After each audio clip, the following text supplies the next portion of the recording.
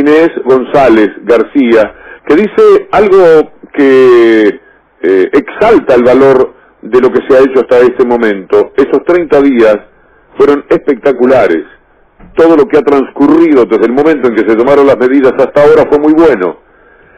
Es interesante que lo pueda decir de esa manera.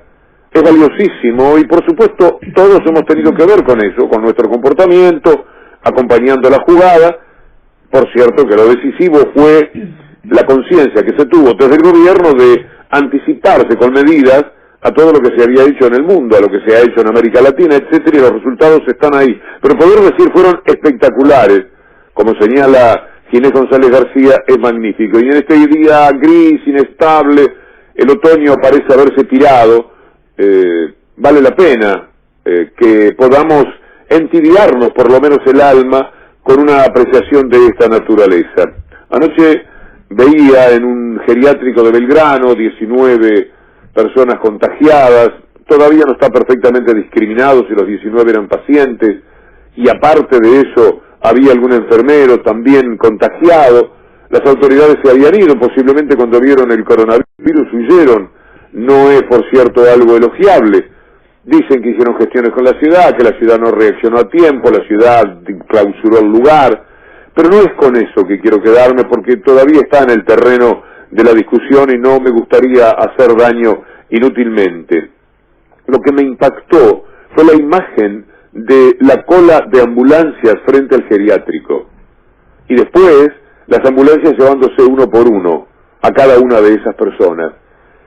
Y me invitó a reflexionar, y lo comparto con ustedes, sobre todo lo que significa que González García haya dicho fueron espectaculares estos 30 días, porque si no lo hubieran sido, situaciones de esta naturaleza se estarían repitiendo a granel.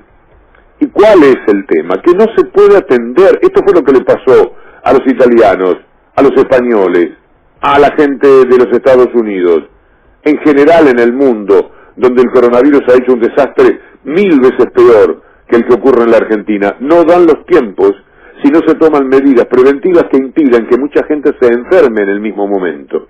Ustedes vieron lo que fue, posiblemente porque todos los canales estaban allí mostrando lo que sucedía. Las ambulancias alineadas, piensen ustedes, la orden que hay que dar a las ambulancias, el traslado de esas ambulancias, sacar las ambulancias, ponerse de acuerdo con quienes manejan, subir los enfermeros que tienen que tratarlos, ponerles la ropa que les permita trabajar sin pensar que se van a contagiar, ir, frenar, parar, entrar, investigar con gente que tiene coronavirus adentro, 19 personas contagiadas, dirigir todo ese operativo, la cuestión administrativa. Bueno, es inimaginable. Y después, determinar a qué hospitales van, ponerse de acuerdo con los hospitales, no es que uno encara para cualquier lado y se va hacia el hospital. Hay que tomar un contacto previo. Pueden recibir a 2 enfermos, tengo que ir con alguien para ahí. Lo pueden recibir, sí, no, tengo cama, no tengo cama. Y tengo cama, no tengo cama, es una respuesta crucial para una persona que va afectada nada menos que por coronavirus. Y tiene que haber camas que sobren, camas que en estos momentos, después le vamos a preguntar a alguien del Ministerio de Salud sobre este tema. ¿Cuántas camas hay esperando?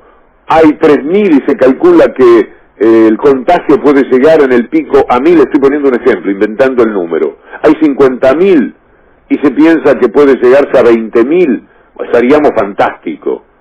Ojo, no, solamente tenemos 4.000 y las posibilidades de contagio son 8.000, estamos en un drama. Y la gente se va a morir más si eso fuese así. Lo que el gobierno argentino consiguió es tener tiempo para que eso que ocurrió anoche en ese geriátrico, escena que vimos por primera vez en esa magnitud, no se convierta en un drama por la improvisión, por la imposibilidad de hacer las cosas bien. Estaba todo muy prolijo, era brillante, una ambulancia atrás de la otra, los enfermeros que bajaban, esperaban. Es cierto que la situación se conocía hacía como un par de horas, bueno, es el tiempo que lleva seguramente administrar el servicio. A mí me pareció que escucharlo a Ginés González García, esto lo dijo con David Brieva, ¿no? Charlando con David Brieva en el Destapa ayer por la tarde. Eso que dijo Ginés González García es muy valorable. Poder de esta manera, un ministro de salud de un país decir estos 30 días fueron espectaculares. Por supuesto que no puede aparecer ningún estúpido que diga, ¿cómo va a ser espectacular? Murieron 150 personas. No lo dice por ese lado. Ni siquiera se refiere al número de contagiados, sino a todo lo que no ocurrió. ¿Qué no pasó en la Argentina? ¿Qué no sucedió? Bueno, que los contagiados fueran 8, 10, 15 mil, en términos proporcionales a lo que, por ejemplo, es Brasil, y que la mortandad esté restringida a números que cuando uno mira el espanto del mundo sean completamente distintos. Por eso, hoy no hay sol, no lo hay, pero el solcito vino con esas expresiones de Ginés González García, mi querida García, Cintia, que nos permiten decir, mal no estamos. Espectacular es una forma entusiasta de levantar el ánimo, porque lo espectacular Ginés no se lo destina a él, lo destina a nosotros, a los que estamos haciendo las cosas lo mejor que podamos. Obviamente estamos saliendo de la primera fase con muy buenos resultados y entonces vamos a entrar en otra fase en pocos días. La cuarentena va a seguir, va a ser de distinta manera, posiblemente algunas medidas de salud sean más fuertes, algunas medidas sociales y económicas van a significar siempre alguna apertura, no va a ser igual en todo el país. En realidad hay que pasar la epidemia, esto es así, no. Esto es como cruzar un río, ¿viste? Estamos bien, pero todavía nos falta. Ahora, que yo te diga qué día, qué hora, qué mes, y sería una macana de parte mía, porque esto también se modifica si cambia el virus un poco, se hace menos complicado, si se aparece una vacuna, si el invierno no es muy fuerte, y también me parece que va a ser un poco más largo de lo que creyeron algunos al principio, ¿no? Se aleja el fantasma del default, se dice cuáles son las consecuencias de que si nos dicen que no, en pocos días vamos a estar en default. Hay gente que dice que bueno, que el dólar seguiría a 200 pesos, que Argentina tendría un 70% de pobreza. ¿Tienen planteado ese escenario del default? ¿Qué consecuencias tendría para Argentina? Partimos de la base de que Argentina ya está en una situación de virtual default. Argentina ya no tenía capacidad de hacer frente a los pagos de la deuda que se habían programado. O sea, no es que Argentina hoy tiene acceso al mercado de crédito internacional y que entonces luego de no poder hacer frente a los pagos de deuda que se vienen en los próximos días va a perder ese acceso. No, eso no es así. Argentina ya no tiene acceso al mercado de crédito internacional y eso va a seguir ocurriendo, pase lo que pase. Lo que le dice Martín Guzmán a Roberto Navarro es algo que conocíamos, intuíamos que era así. Antes de la pandemia, de toda esta historia del coronavirus, la Argentina no podía pagar, no había manera, la deuda era insostenible, insustentable. Lo dijo la gente del Fondo Monetario Internacional. O sea, nada que haya que descubrir en esta etapa. Vino además el coronavirus, que en todo caso permite tener una explicación más amplia todavía para decir al fondo, lo de ustedes va a esperar 4 años, y a los bonistas, muchachos, ustedes también. No me vengan con el poncho del diario Clarín, porque ellos también tienen bonos, no me vengan con los títulos de ese periodismo mafioso a llevarme por delante, porque el problema no es que estamos esquivando el bulto, el problema es que no tenemos. Miren nuestras manos, aquí no hay nada.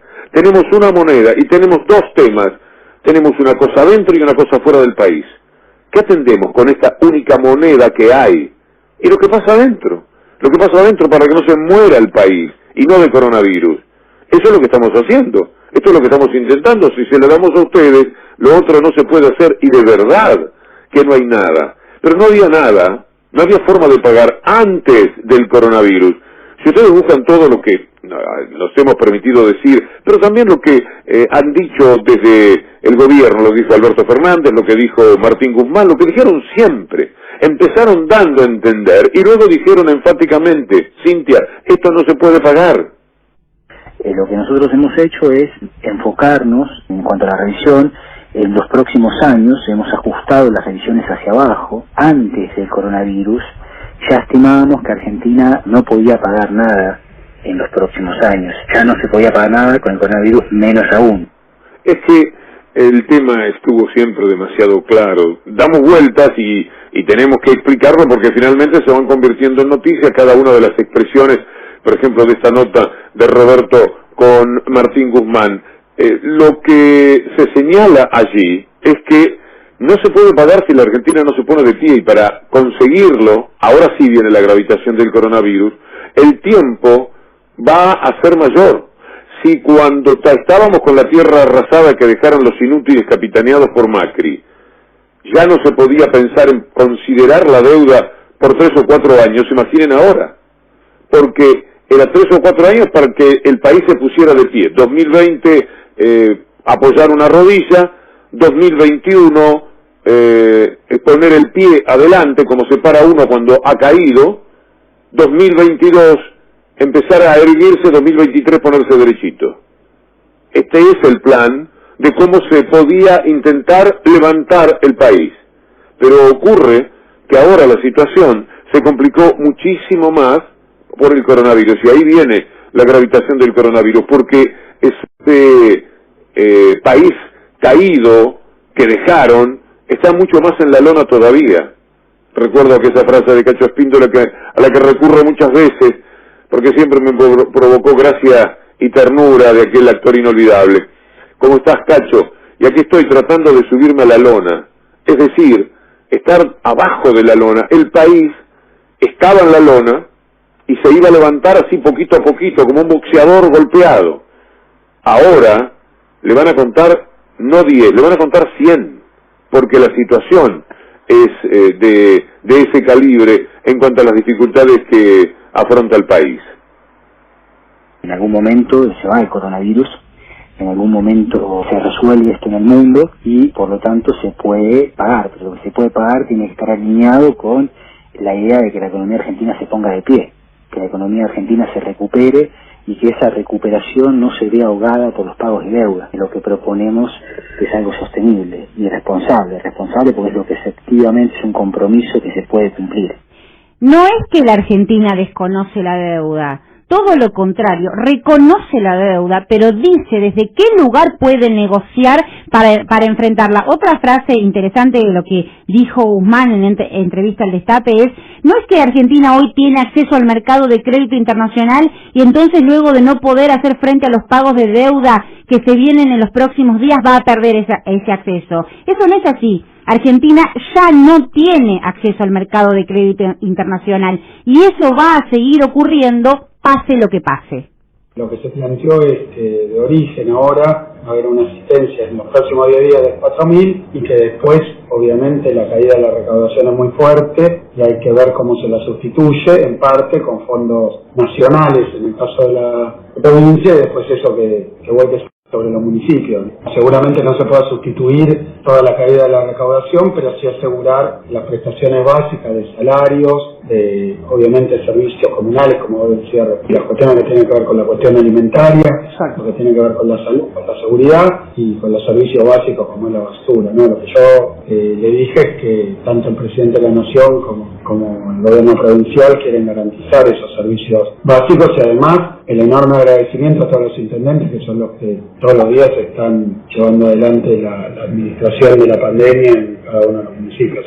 Nunca fue más dramático que en esta época hacerse cargo de un gobierno, sea el de la provincia de Buenos Aires, de Axel Kicillof, o mucho más todavía el gobierno nacional, conducido por Alberto Fernández. De verdad que nunca uno tenía que afrontar una situación así, ni siquiera el doctor Alfonsín, cuando era la apertura de la democracia, porque el frente, que era tremendo y terrible, de todo el establishment agazapado, esperando como efectivamente lo esperaron para finalmente derrocarlo, igual venía con un crédito inicial extraordinario a afrontar una situación que era mano a mano con los números.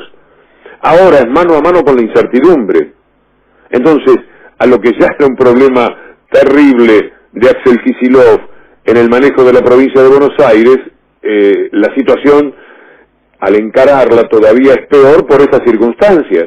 Si usted estaba pensando en fondos para los intendentes, de la manera en que está tratando de atenderlos, mucho menos va a tener posibilidades de considerar los pagos mínimos que haya de intereses o lo que ya sucedió por otra parte en la discusión que tuvo Vanoli, a Vanoli lo vamos a escuchar enseguida, Axel Kicillof con los bonistas.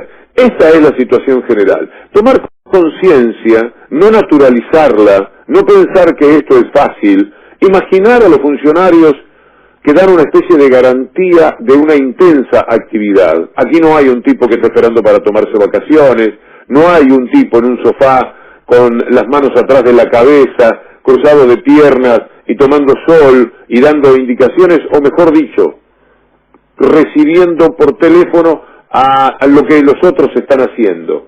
Aquí hay gente que verdaderamente se ha puesto la camiseta. Es verdad. ¿Qué otra cosa puedo hacer? Vos llegás al presidente de la República, te toca una como esta y no te vas a matar, perfecto. Entendido. Llegás a gobernador de la provincia de Buenos Aires con la juventud de Kicillof y no vas a aprovechar trabajando cada minuto que te quede libre del poco tiempo que te des de sueño. Desde ya. Esto es así.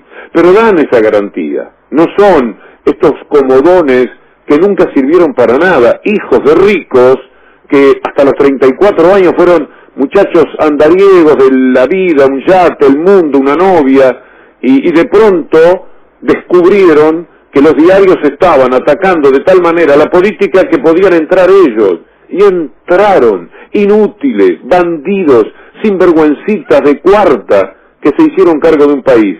Basta imaginar lo que sería con ellos para que el horror nos recorra de la cabeza a los pies. Y bueno, se vienen las sesiones virtuales en el Congreso, quieren ahí Cristina Fernández de Kirchner, la gente del diputado, poner en marcha todo esto. Hay una linda nota, por otra parte, de Nora Beiras y Felipe Yapur en página 12, donde está toda la información y todo lo que hay que discutir y pelear para que finalmente el Congreso pueda funcionar.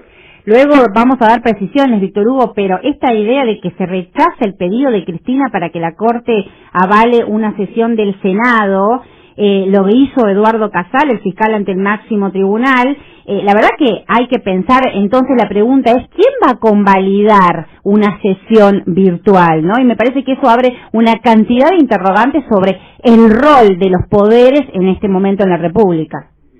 Poder que quizás en este momento ellos tienen razón, mirá, no le podemos decir nada.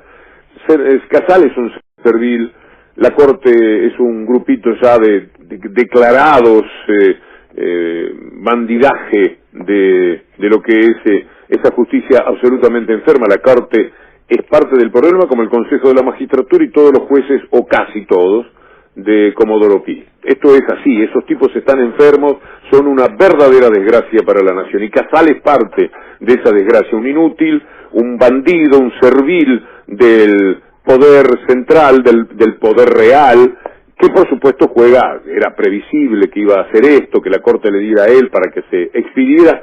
Después los diarios juegan diciendo rechazó, no rechazó, Casal no tiene el poder de rechazar, sí de informar a la Corte, y será la Corte la que efectivamente termine rechazando el pedido, la pregunta que hace Cristina Fernández de Kirchner, que para pasarlo en limpio es decirle, señores, vamos a hacer unas reuniones virtuales, vamos a resolver cosas importantes, no sea cuestión de que cuando eso esté resuelto, aparezca alguien diciendo esto es inconstitucional, y ustedes terminen avalándolo al cabo de una discusión de 2 años, y todo lo que quisimos hacer no se puede hacer nunca. Por ejemplo, el impuesto a las grandes fortunas, sale el impuesto. Muy bien, alguien se presenta y dice esto es inconstitucional, va a la Corte, o al primero juzgado, y hace su camino, y termina en la Corte, 3 años, 4 años, ¿de qué sirve? El 1% le piden de las fortunas que tienen, y por una sola vez, y los tipos no quieren soltar nada, y aparecen todos los defensores periodísticos, ni hablemos de los medios que son esas fortunas a veces, pero los periodistas, yo no sé de dónde vienen esos periodistas que pueden sacar la cara por Roca, que pudieron mandar un cacerolazo a favor de Roca. Este país un día se mirará en el espejo y dirá, nosotros hicimos un cacerolazo en las ventanas de la ciudad de Buenos Aires a favor de Roca, porque Roca quería echar a 1.500 tipos y alguien le dijo miserable, y entonces salimos todos corriendo a defenderlos. Cosas veredes, Sancho. ¿Pero no querían acaso que deje de estar paralizado el Congreso? ¿Por qué se oponen a estas medidas? Efectivamente, El Frente de Todos está proponiendo 3 proyectos. Un paquete para pymes, el impuesto a las grandes fortunas y una modificación en bienes personales.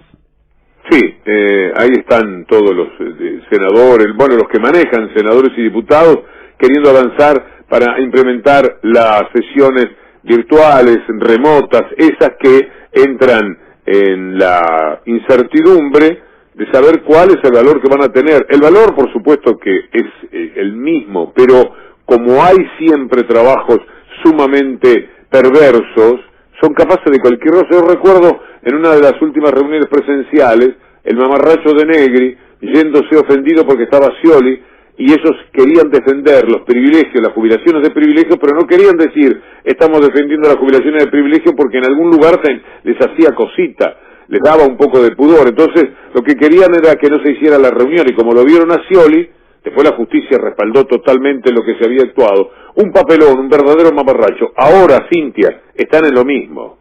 Hasta el momento hay que decir que ya se realizaron 17 reuniones virtuales con ministros del Ejecutivo. A ver, es verdad que una de ellas, solo una de las 17, tuvo una falla técnica, y ahí está, Víctor Hugo, de eso se agarra la oposición para decir que no se puede hacer las sesiones virtuales. Ahora bien, los pasos siguientes necesitan de consenso político con la oposición para avanzar. En el mundo prepandemia, cualquier modificación al reglamento se realiza de manera presencial, ¿no? Pero ahora hay que tener consenso para poder avanzar en estas reuniones virtuales.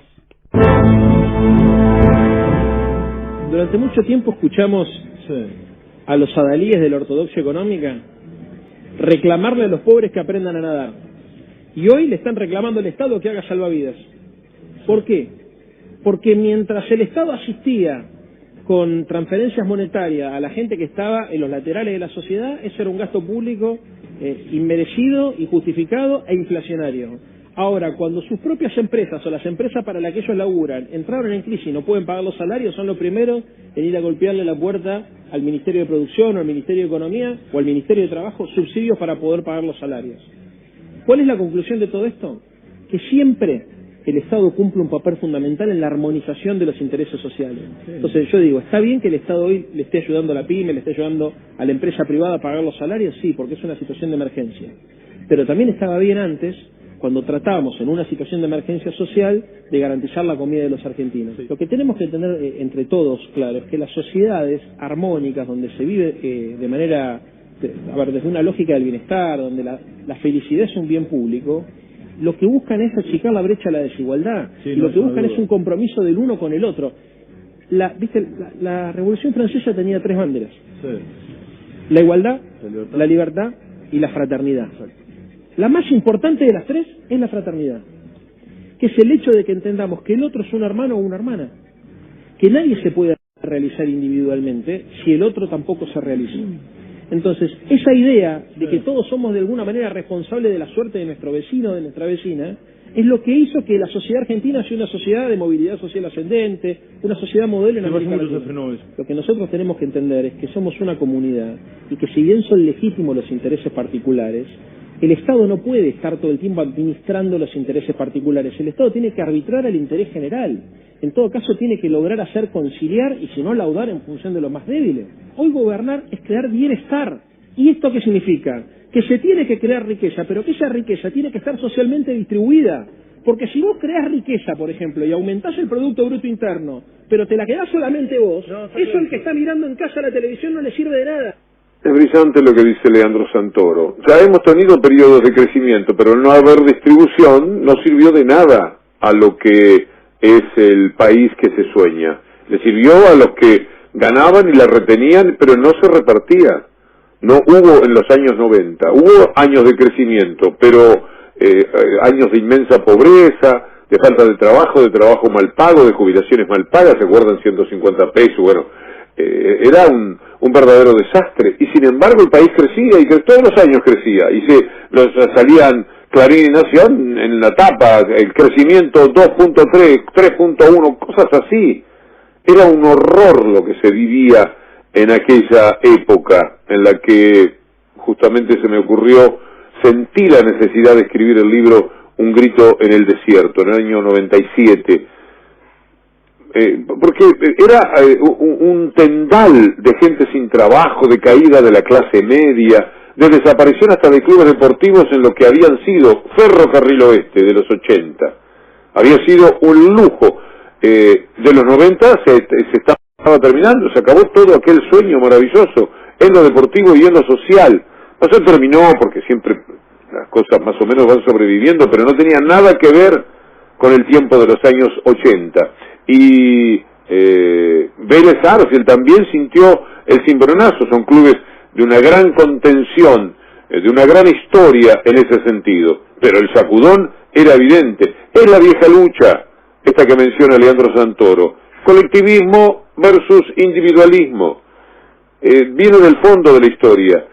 Cuando hablan de la separación que se ha producido en la sociedad argentina, están diciendo una tontería tan grande de la que siempre me he negado a participar, ya les comenté, porque había una división profunda, desde el comienzo mismo de la historia, qué sé yo, Rivadavia para acá en adelante, liberalismo y colectivismo, le decían en aquella época.